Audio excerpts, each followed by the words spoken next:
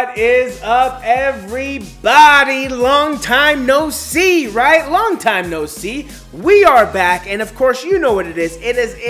Brandon and I are back for another episode of Meat on the 50, where we are breaking down all the Week 2 matchups, and we got some good ones this week. Yes, we got some solid Week 2 matchups. We got some solid bounce back matchups. We got some solid just momentum matchups. We got some solid division matchups this week. We got some huge games going on this week in week number 2. The NFL schedule makers knew what they were doing with this schedule this year. So I am super impressed. I am super excited, and I hope you guys are excited, because that's just what we love to do. We love to break down these games. We love to predict what could possibly happen in these games, and then we enjoy just watching these games because the action was insane this past weekend. So we're hoping that the action this week is just equally as insane. So we hope you're ready, because week number 2 should be it should be just as good, if not better, than week number 1, right? But if at any point, you guys know what I'm going to ask you guys to do. If at any point you like what you see during this video, please smash that like button, smash the subscribe button, just tap on that bell notification. That way, anytime new videos drop, you're right there to consume the content, because we're going to be dropping videos and knowledge all season long. So just make it easier for yourself to just get it, to access it. It's just so easy. Just all you got to do is just tap that like button, right? Tap that subscribe button, and just tap on that bell notification to stay up to date on all the latest content. But without further ado, let's get into it in week number 2 of Meat on the 50. And we are back. Welcome back to Meat on the 50, and we hope that you enjoyed week 1, because we somewhat did, obviously, right? We're football fans. We love football. We love the action, but obviously our teams, major dumps, major dookies, let us down, right? Nothing we can do.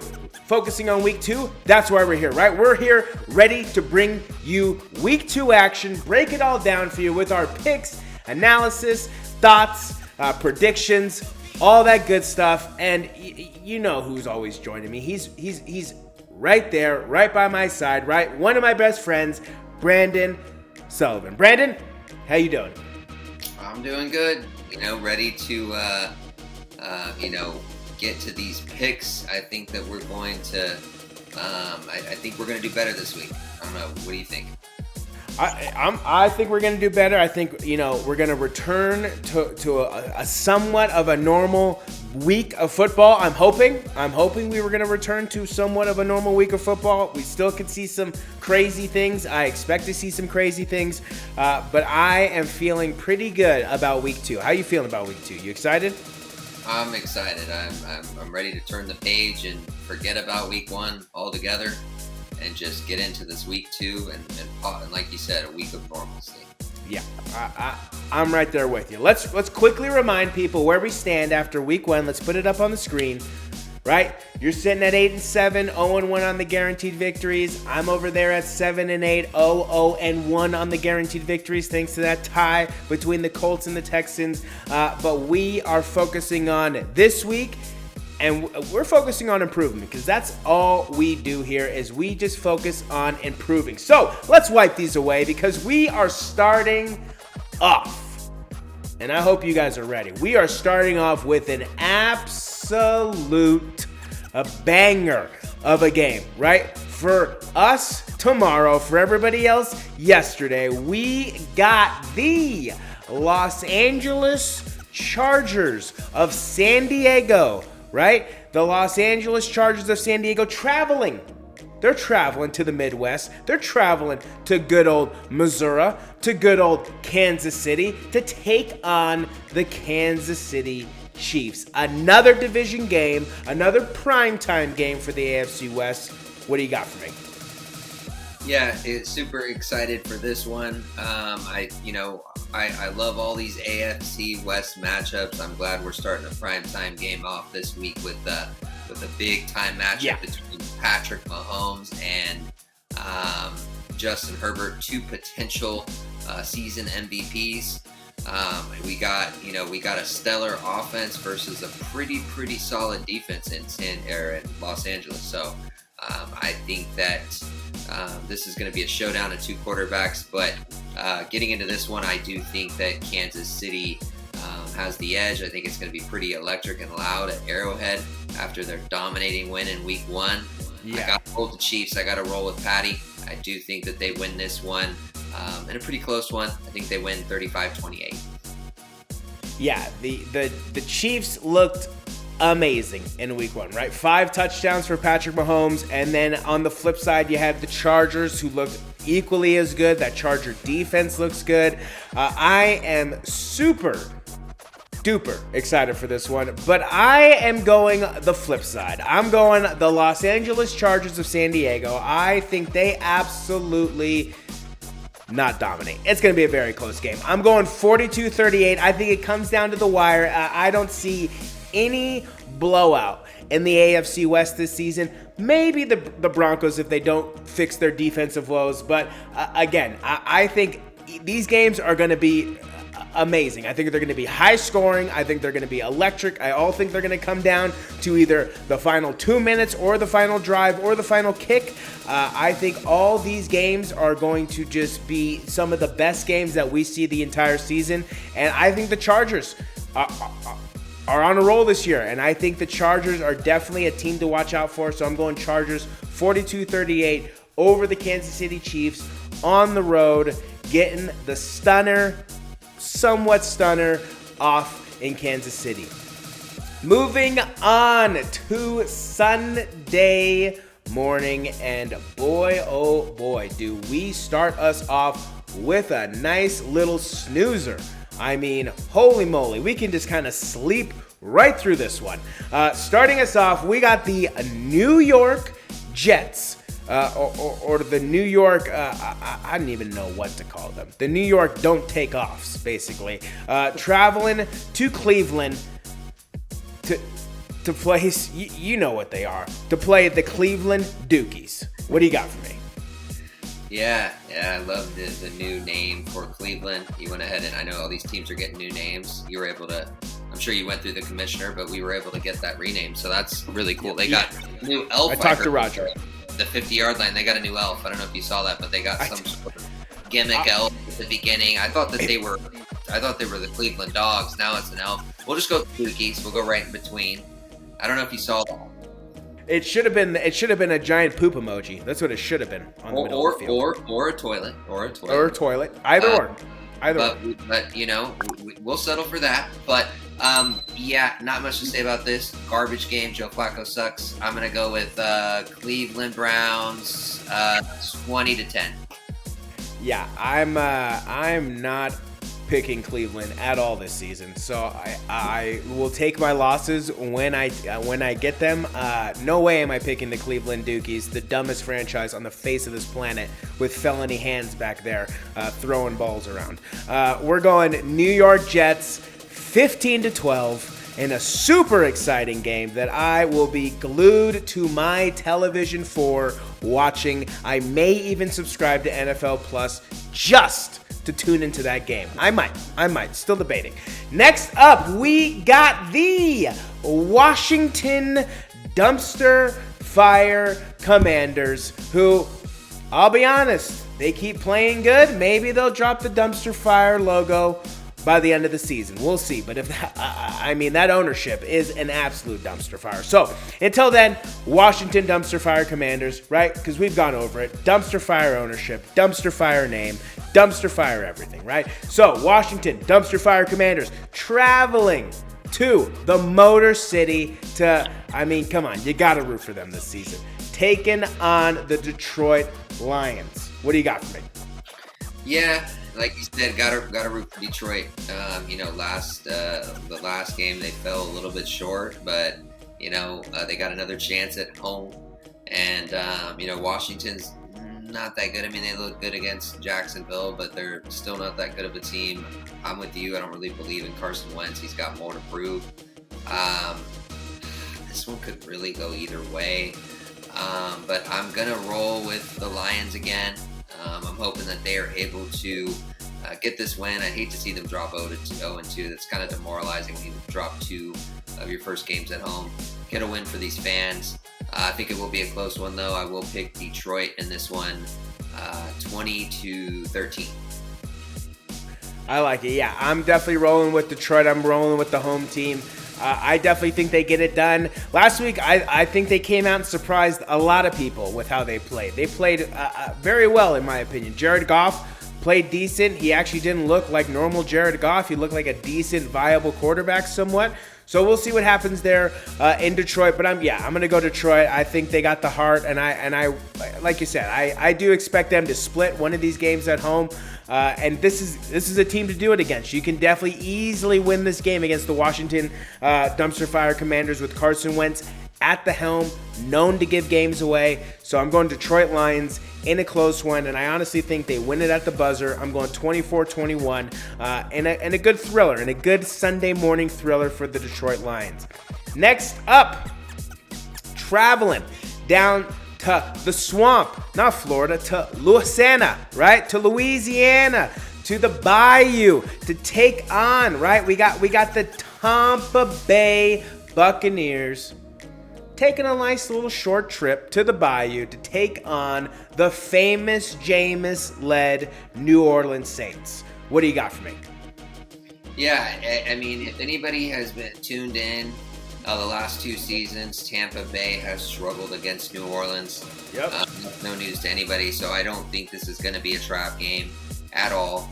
Tom Brady even said it post-game against the Cowboys. He even said, got to move on to next week against a team that we have struggled against in New Orleans. So New Orleans, they look pretty good. Michael Thomas is going to have a repeat of performance and then some in order to take out the GOAT. But I am going to roll with Tampa Bay. I do think that Tampa Bay is able to snatch victory from the hands of defeat towards the end of the game. I do think that New Orleans will have they'll have to, I think Tom Brady's going to have to manufacture that drive towards the end of the game to either get a field goal or to get a touchdown. I'm going to take the Tampa Bay Buccaneers in this one, 31-27. I like it, but I'm going, if it ain't broke, don't fix it. And they struggled against the New Orleans Saints, and I think they're going to continue to struggle against the New Orleans Saints. I know a lot of people on that injury report. I know a lot of people banged up after that Week 1 game. And I think the New Orleans Saints, like you said, they look pretty good, and they're going in there fresh. Michael Thomas, big game. Jameis has flashes here and there of looking good. Obviously, Alvin Kamara you got to watch out for, and then you sprinkle in some of these other guys. This New Orleans Saints are definitely an under-the-radar team, especially with Dennis Allen being at the head, and not a lot of people believing in him. Jameis also being at the head, not a lot of people believing in him. So the New Orleans Saints are definitely a team to watch out for. I do think that the Tampa Bay Buccaneers continue to struggle against a team that they've struggled against. I don't see them really changing it. We'll see what happens. Now, I'm not doubting Tom because obviously it's Tom Brady, but the New Orleans Saints seem to have his number, so I'm going to roll with the Saints. I'm going Saints 28-24, handling business at home. Next up, we got the Carolina Panthers, right? The Carolina Bakers traveling to the Big Apple to take on the surprise of the afternoon last week in the New York Giants. What do you got for me? The G-Men. Yeah, I don't see a repeat performance. Obviously, kudos to them. They came out, they won the game, they had a complete game. I think it was more of a complete disaster for Tennessee, actually. But I'm not going to take anything away from New York Giants, even though I kind of just did. But New York Giants, kudos to them. They knocked off a pretty good team. But I do think that Carolina, now settling a little bit, I think Baker Mayfield has a pretty decent game. I do think it's close, though. I do think it's a close game. I'm going to pick Carolina by a field goal. I'm going to say Carolina wins this one 23-20.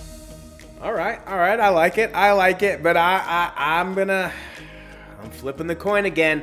I'm going with the G-Men. I'm going with the Giants. I'm a believer. Not really. but I just think that the Giants, they look good. They looked good last week. Carolina also looked good last week, right? Barring that obviously crazy field goal by Cade York. The Carolina Panthers, for all intents and purposes, right, won that game, right? Aside from that crazy field goal.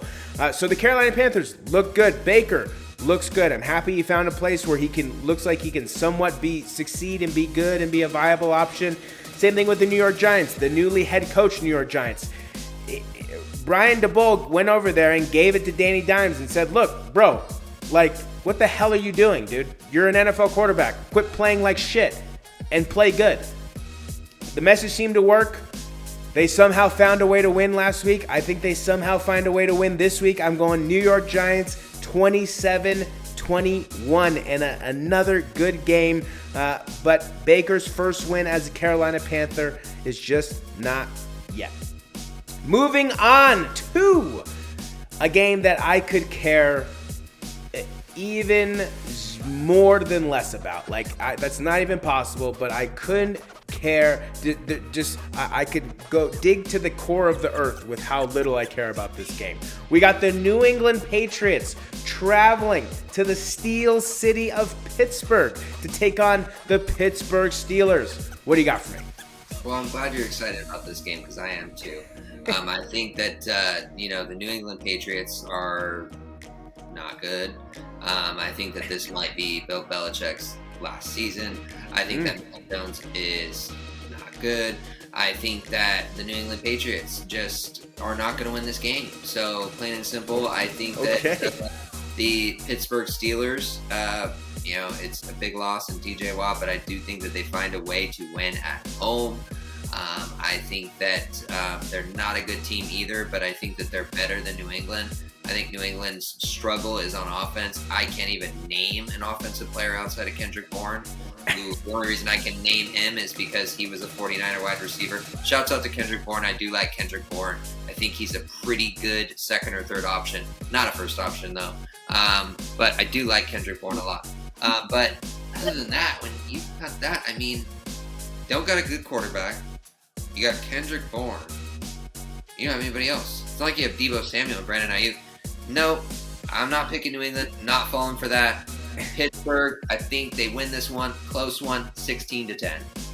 Okay, all right. I'm excited for week 2 because we are going opposites this week. It is opposite week. It looks like here at Fantasy Time, here at Meet on the 50, because I'm going with the Patriots. I think they right the ship. I think they get that running game back on track. I think losing TJ Watt is massive for the Pittsburgh Steelers because that's really who gets that defense going, aside from, Minka Fitzpatrick, who gets the secondary going. TJ Watt gets that line going, right? He opens up the lanes for Cameron Hayward to come in and make the sacks and make plays and make big plays, tackles for losses, things like that. With TJ Watt not there, they can go all day. They can go to town on Cameron Hayward. So I will be interested to see how that Pittsburgh defense adjusts to losing TJ Watt. I do expect them to play somewhat well. I do expect this to be a low-scoring game. However, I do think New England's running game will be the X factor, the thing that does change the tide. So I'm going New England Patriots, 21-17, handling business on the road, handling Pittsburgh, what should be their second loss, but their first loss of the season. Moving on down south to a much funner place to be, albeit the weather, the humidity, I don't know about all that, but definitely a much funner place to be. We're moving down to Duval, right? We're moving down to Jacksonville. We got the Jacksonville Jaguars hosting the Indianapolis Colts, right? The Colts traveling down south to a nice sunny state of Florida to take on the Jacksonville Jaguars. What do you got for me? Yeah, like I said, the AFC South is just so bad. But, I got to roll with Matty Ice. I got to roll with Jonathan Taylor-Thomas. I got to roll with that defense. I got to roll with the team that I think has more confidence. I think Jacksonville has been scarred a little bit. last year and then this year. They just don't have it. So I can't go with the team that is not put together, that doesn't come together, it doesn't go to battle for each other. I think that they've still got a lot of growing pains to go through. So I think Indianapolis goes in and handles business. I think Jonathan Taylor Thomas gets going this time. And so I will I think Indianapolis wins this game 20-10. Oh, a low-scoring one. Okay. I'm with you, though, on this one. I got the Indianapolis Colts handling business on the road. I got 32-24. Jacksonville can put up points. But they just don't have it. They just don't have it yet. They don't have the thing that just pushes them over the top, that makes them the better team than their opponent. So I think Indianapolis has that in Matty Ice, in the better weapons, in just overall, whether it be the receivers or the running back. So I'm going to go Indianapolis Colts 32-24 in a kind of a shootout and kind of an exciting game there in the morning. Moving on to Baltimore, right? We got the Miami Dolphins traveling to Baltimore, Maryland to take on the Baltimore Ravens. And this one should definitely be one of the ones that you kind of have starred, kind of circled on your calendar, because this should be, for all intents and purposes, on paper, an electrifying game. So what do you got for me on this one? Yeah, I do think it's going to be a good game. I think it's going to be a little bit more high scoring. I think that Baltimore is able to win this one. I think that Baltimore going home, and they looked really good in week 1. Yeah. Lamar looked pretty good, and I think they were able to get that run game going, and I think that they're able to really feed off that defense. Baltimore's always got a good defense. Yeah. Crazy. I mean, my whole life they've had a good defense. And so I think Baltimore wins this one in a close one. I do think that they close it out, though, in the fourth quarter. They win this one 31-25. Yeah, I'm right there with you. I think as good as Miami looked last week, I do think Baltimore is just a better team. I think Lamar is the better quarterback between him and Tua. We're going to find out. Obviously, Tyreek Hill is the X factor for the Dolphins, right? And Jalen Waddle as well. I mean, those weapons, right? And that speed, that is kind of hard to match. So I will be curious to see how the Ravens defense does handle what their game plan is, what their scheming is. So that'll be a very interesting kind of game within the game, as a lot of people like to say. That offense as well, right? What's going on with the running game? Is J.K. Dobbins coming back? Is he able to come back off of injury?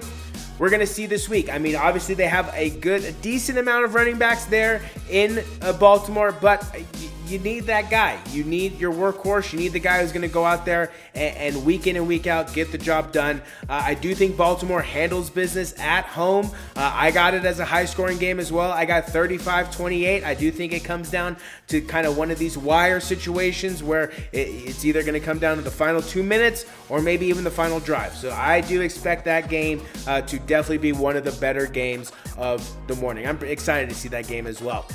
Moving on to Sunday afternoon, and we got some good ones on Sunday afternoon. And I think they just want our teams to kind of play together. We'll get there. But starting us off Sunday afternoon, we got the Atlanta Falcons traveling to Hollywood, to sunny Los Angeles, to take on the Los Angeles Rams. And I think they're going to be enjoying the sunshine more. They're going to be enjoying that game. What do you got for me? Yeah, the Rams, they struggled in week 1. I expect them to turn things around in week 2. And Atlanta's a perfect team to do it against. I think Atlanta's a decent team, but I just don't think they have what it takes to keep up with that defense. I think that defense is really going to shut that offense down. And I think that the Rams will, I think Cooper Kupp will get off. I think that Darrell Henderson and that running back committee will get going. So I'm going to pick the Rams in this one. I think they win handedly 35-17. Boom, baby. First one of the year. Let's go. I'm right there with you. After blowing a 16-point lead last week, right? A 16-point lead last week. I don't see any way that the Falcons go into to LA, to the Rams home, to the Rams house, and after the Rams lost their Super Bowl crowning achievement, unveiling, right, ring ceremony, blah, blah, blah, right, after that just got spoiled, I don't see any way that the Atlanta Falcons pull this game off, and I think the Los Angeles Rams absolutely dominate and get back on track, and you're damn right, 35-17, baby. Moving on to our next game. Here we go. We got the Seattle Seahawks making their just awaited trip. Every Niner fan, every Seahawk fan has this game circled, starred, checked, X'd, what highlighted, what have you, marked on their calendar, right? Because it is just something that the Niners have to get done, right? The Seattle Seahawks traveling to Santa Clara to take on the San Francisco 49ers. What do you got for me? Yeah, the 49ers got to dust off what happened last week. I'm not ready to bench Trey like other people are saying to do, or like he's going to, Jimmy's going to come in and take over for this guy. This man needs reps. People need to understand that. Yep. He struggled in week one for, a plethora of reasons. Number one, your running back went out early in the second quarter in Elijah Mitchell. You have a brand new center, Alex Mack retired, and then you lost one of the best, pass protecting and run blocking left guards in Laken Tomlinson. And in addition to that, you didn't have George Kittle to blocking the run game, and you're dealing with the monsoon. It barely rains in California. So covering all those, he doesn't get a pass, but I don't give him an F performance like some people would. Say he did like a C+. He was able to make plays and scramble on third down. He threw some passes into some tight windows, and then we saw flashes of what he can do in the deep game. So I expect them to turn things around. I'm always so hesitant when it comes to Seattle because over the last 10 years, we've only beat them like twice. But there's a big but. They don't have Russell Wilson. Russ will not be cooking on Sunday in Santa Clara. It will be Geno Smith, and he looked okay.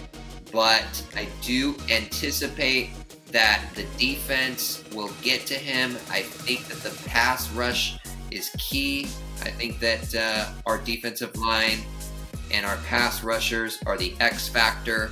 I think that our defense does just enough to shut down Seattle. I do think that we win this one in a close one, 24-20. I'm picking the Niners. I think that our defense does just enough, and I think that Trey has a fairly decent game, 250 yards passing and 2 touchdowns and no picks. Yeah, so the things battling, the obstacles that Trey had to overcome last week, they were a lot for your first start on the road, in a city that is known to have crappy weather, and boy, was it crappy, right? And it was everything that I think he didn't want his first start to be, right? But I think he got a lot of that out of the way. He is now going to be at home, right? He's going to be amongst his fans, people cheering for him, right? People actually rooting for him, wanting him to succeed. I think that'll play into a factor. And I think the Niners will play overall. I think the Niners will play a lot better. And that defense played good. It's just that offense was just stagnant at times. They got to find their identity, and I think they will find their identity. However, like I said, Seattle is going to win until teams figure themselves out. And unfortunately, they play the Niners early. I think we see what we typically see. Seattle, luckiest team in the league. Luckiest outcome is probably going to happen. I got Seattle Seahawks 24-23, game-winning field goal with the luckiness of all luck happening in that win. I'm sorry. Trey, we'll get there. We'll get there, buddy. We'll get there. You'll get there, but we're not there yet. Moving on to a team that I was just so disappointed in. Not so much the team, but just the coaching itself. We're moving on to the Cincinnati Bengals traveling. I didn't even know when the last time this matchup ever took place. And what do you know?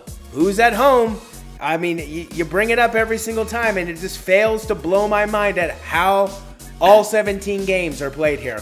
We got the Cincinnati Bengals traveling to the only home team in the NFL, the Dallas Cowboys of Arlington, Texas.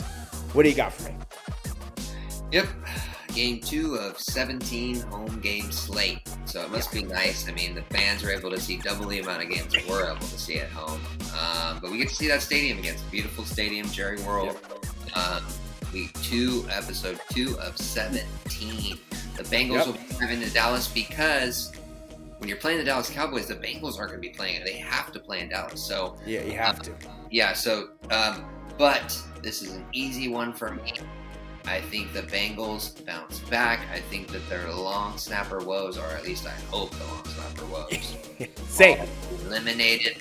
And may I add, long snapper, maybe the most underrated position in the NFL. I'm saying it, maybe what I saw. I think so.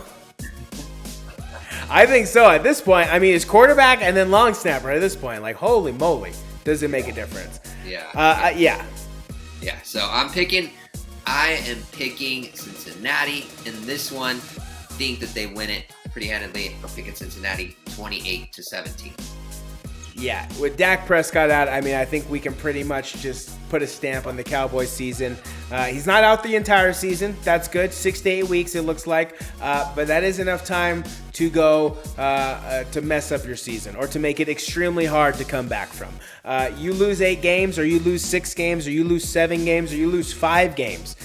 Very hard to come back from. Not impossible, but very hard. So I think the Bengals, just like you said, I think they bounce back, they handle business, they look like the team that we all expect them to look like. I think that line looks a lot better. I think Joey kind of just starting to fix his turnover problems. I don't know if they're going to go away miraculously. I don't think that's going to happen, but I do think he just becomes a lot more smarter and safer with the ball and just has better ball control, and it doesn't give it away so much. But again, I mean, it looks like the Bengals are able to work out of a lot of situations and work back into games that they think they're out of. So I wouldn't doubt it, but I got the Bengals winning heavily here, 35-14. Having a huge, good win, a statement win in Dallas. Obviously, Dak-less Cowboys, but still a good statement win with that Cowboys defense having, on paper, quote-unquote, being a good defense. So we'll see what happens there. Moving on to our next afternoon game. We got the Houston Texans traveling to the mile-high city of Denver because you know what it is. Bronco country.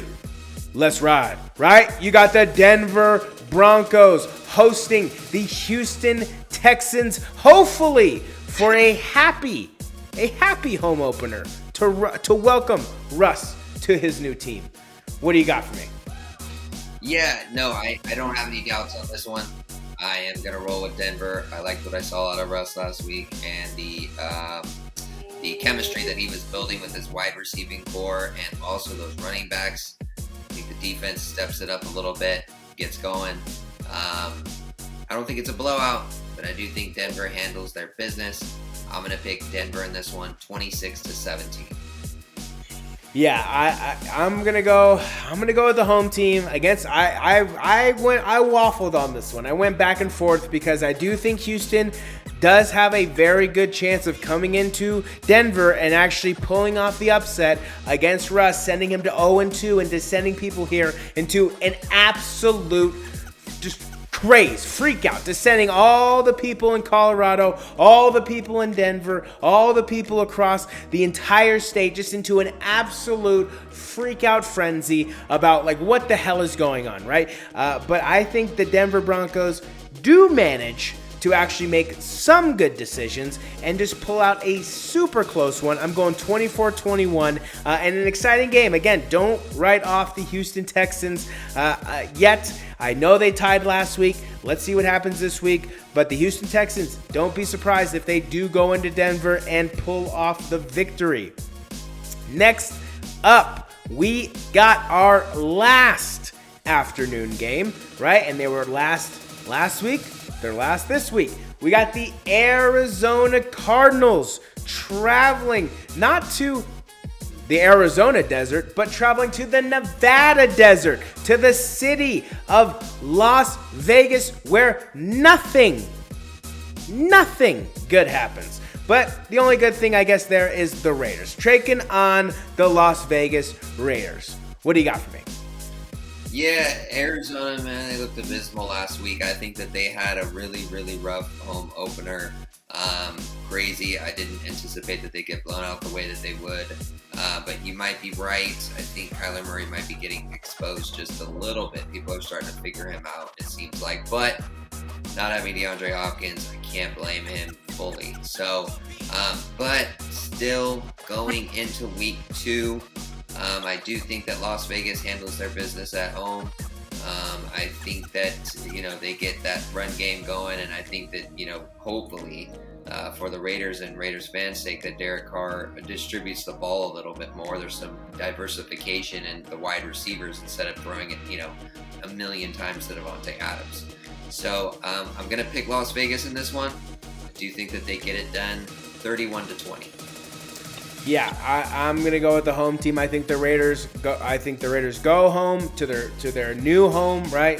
Their 5th home, their 6th home, whatever home it is, and I think they handle business. I think the Arizona Cardinals, I don't know. I'm a Kyler fan, but I don't know. We'll see what's going on. I think it's more of a Cliff Kingsbury issue than it is a Kyler Murray issue, but it could be a pair. It could be a duo issue, right? It could be both of them. So I think the Arizona Cardinals have a lot more things to work out than the Raiders do. I think Derek Carr just needs to understand that he has more options than just Davante Adams. Once he realizes that, I think the Raiders will be fine. So I'm going Las Vegas Raiders in a close one, 28-24, but definitely handling business at home and winning that home opener, which definitely would be big for the Raiders if they can split here and not go 0-2. That would be big in a division. Like we said last week, you cannot lose games.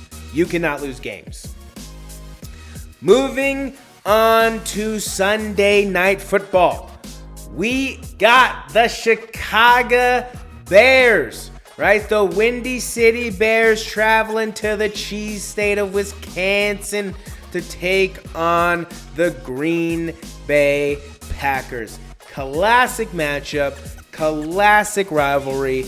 We know who has owned who in the past, but what is going to happen on Sunday night? What do you got for me? To me, this is an easy pick. Green Bay Packers have always owned the Bears. The Bears are not a good team. Like I said, give them their credit last week, but at the same time, I can't just because they look awful. I think the elements really, really help them. You got to ask yourself, if this game was in Santa Clara, what would have happened? If this game was a sunny 75-degree day, what would have happened? I think the results would have been different. I think Green Bay, I always said Green Bay needed a little bit of time because Aaron Rodgers is, having to build chemistry with this new wide receiving group. I think that this is the perfect opportunity at home against, I'm sorry, a low-tier team. I think Green Bay is able to capitalize against Chicago at home. I think that they win this one pretty easily. I think they win it 35-20. Yeah, I'm excited for week 2. That's all I can say because it is opposite week. I am rolling. I can't believe I'm going to say this, but I'm rolling with the Bears. I'm rolling with the Bears this week. I think Aaron Rodgers is still struggling to find that receiver who will step up, who will make plays, who will be that guy, and I do not think it's going to happen in week 2. As much as people are going to want it to happen, I don't think it's going to happen. So I think Chicago pulls off another miracle. Right? Another miracle for Chicago, winning a close one. They ain't going to be a blowout, but I'm going 24-23. Chicago Bears handle business. Moving on to Monday, where we don't get one game, we get 2. We get 2 games on Monday for whatever reason in week 2. I don't know why, but I'm not going to argue. First up, we got the Tennessee Titans who need a bounce-back victory in the biggest way. But boy, oh boy, do they sure have a giant in front of them because this team is looking ready to go this season. They're traveling to Buffalo, and I don't know if you've been to Buffalo, but there ain't much there besides wings and the Bills. So we're going Tennessee Titans traveling to Buffalo to take on the Buffalo Bills. What do you got for me? Yeah, I don't understand this. I really don't. You have 2 games on week 2. Usually it's week 1. And then you got 2 games that are at the same time, like simultaneously partway through. Makes absolutely no sense to me. I think it's stupid. I think that if you're going to start a game at 4 and then start the next game at 7, I don't get that at all. Don't do that again, NFL. As far as I want to be able to watch both games all the way through. So I don't know why you're doing this to me, but let's not do that again. So I'm going to have to make a call after this or tweet somebody to do something. But we'll worry about that later. Drum roll for me, please. I got a guaranteed victory for you. Ooh. Guaranteed victory after what I saw Tennessee's abysmal performance last week. I think Buffalo absolutely destroys them. I'm taking Buffalo in this one, 42-17. Ooh, we got a whoop, whoop, whoop, whoop. Our first double guaranteed victory of the season. And we almost got a double score prediction. Super close, but I'll take the double guaranteed victory. Yeah, I don't think there's any shadow of a doubt who the favorite is going to be going into this game and who everybody expects to win. If the Titans pull it off, I mean, I could see it. I think, Derrick Henry having a monster game, I could see it. But I think with the way that the Bills have played and are playing and I think are going to play, I'm rocking with the Bills here. I'm going to put my stamp on it as well. I'm going guaranteed victory, but I'm going 38-17. I think they handle business at home and absolutely dominate the Tennessee Titans, who I think, like you said, it's time for a quarterback change. And once that happens, I think that's when they can start to roll. Until that happens, I think the Tennessee Titans are going to be exactly where they are at. And our last game on Monday, our Monday night game, I guess the Buffalo game is the early evening, but our true Monday night game, we got the Minnesota Vikings traveling to the city of, oddly enough, brotherly love, but I don't think there's really any love in the city. You got traveling to Philadelphia to take on the Philadelphia Eagles. What do you got for me on this one? Yeah, this is going to be one of the best games of the week. I think that, Minnesota looked good last week, and so did Philadelphia. I think Minnesota's defense looked far better than Philadelphia's, though, so that is why I'm going to roll with Minnesota this week. I do think Minnesota gets it done because of a defensive effort, and obviously, I think it comes down to, who's gonna show up, and I think Justin Jefferson will. I think that Philly, I think they still have some question marks. AJ Brown had a good first game, but we'll have to see how he does against that Minnesota defense because, to me, I think they're a lot better than Detroit's. I'm going to take Minnesota in this one, a close one, 24-17. Yeah, I'm on the Minnesota train, right? As you can see, right, Captain Kirk, I'm rocking him. He's the only jersey that I have last week that won, right? The only team, the jersey that I have last week that won. And I like the Philadelphia Eagles, and I do think they're going to be good. This one, like you said, this one is a coin toss to the max. This one is going to be one of the best games of the week, and I'm glad it's the last game of the week. Definitely a thriller. I'm hoping it lives up to all the anticipation, all the hype, because I definitely do think Philadelphia is a player this season.